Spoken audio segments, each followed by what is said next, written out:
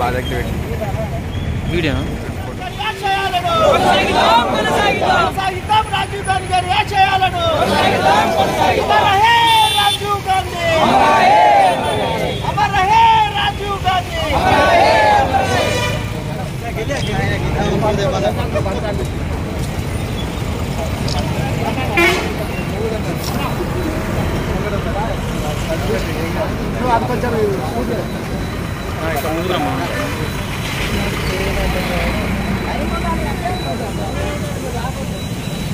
अरे इनके రెండు మూడు యానికి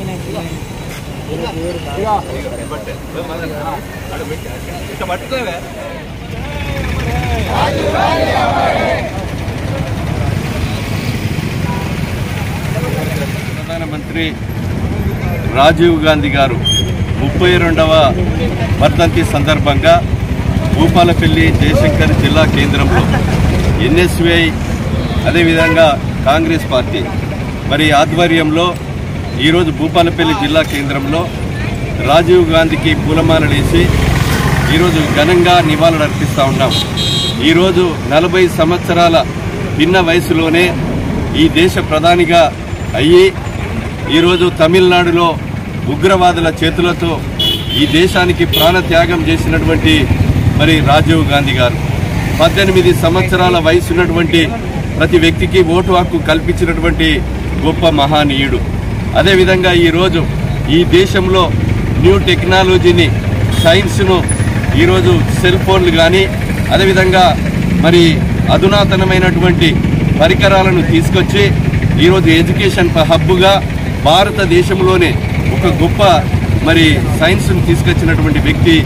రాజీవ్ గాంధీ గారు. అంతేకాకుండా లోకల్ బాడీ వ్యవస్థను గ్రామ సర్పంచులకు మండల పరిషత్తు జిల్లా పరిషత్తులకు నేరుగా నిధులు ఇచ్చి ఈరోజు 73-74 రాజ్యాంగాన్ని అమలు పరిచినటువంటి వ్యక్తి రాజీవ్ గాంధీ గారు. అనేకమైనటువంటి సంస్థలను తీసుకొచ్చి ఈ దేశానికి నెహ్రూ 12 సంవత్సరాలు జైలు జీవితం అనుభవించి వారి యొక్క కుమారుడిగా ఈరోజు ఈ దేశానికి ఇందిరాగాంధీ రాజీవ్ గాంధీ ప్రాణత్యాగాలు చేసినటువంటి నెహ్రూ కుటుంబం వారి యొక్క త్యాగాలను అమలులో రేపు ఆచరణలో పెట్టడానికి రాహుల్ గాంధీ గారు ప్రియాంక గాంధీ గారు సోనియా గాంధీ నేతృత్వంలో అదేవిధంగా ఈరోజు అమలు చేసే విధంగా కాంగ్రెస్ పార్టీ భారతదేశ వ్యాప్తంగా ఈరోజు నెహ్రూ కుటుంబాన్ని రాజీవ్ గాంధీ సిద్ధాంతాలను అమలు చేసే దిశలో ఈరోజు రాహుల్ గాంధీ గారి వారి కుమారుడు నడుస్తూ ఉన్నారు. కనుక ఈ దేశ ప్రజానికం నెహ్రూ కుటుంబాన్ని ఈరోజు ఈ దేశం కొరకు ప్రాణాలు అర్పించినటువంటి రాజీవ్ గాంధీ గారి ఆశయాలను కొనసాగించే దిశలో రానున్నటువంటి 2024 మరి ఏప్రిల్లో మార్చిలో జరగబోయేటువంటి లోకసభ ఎన్నికల్లో ఈ డిసెంబర్లో జరగబోయేటువంటి సాధారణ ఎన్నికల్లో కాంగ్రెస్ పార్టీని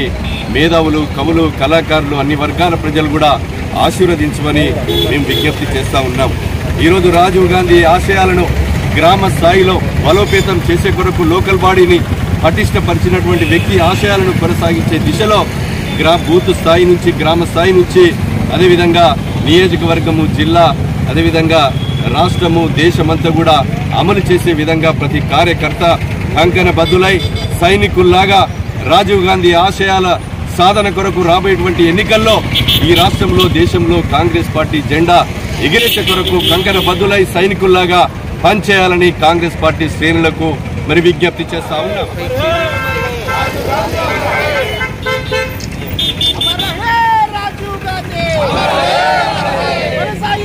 రాజీవ్ గాంధీ గారి ఆశయాలను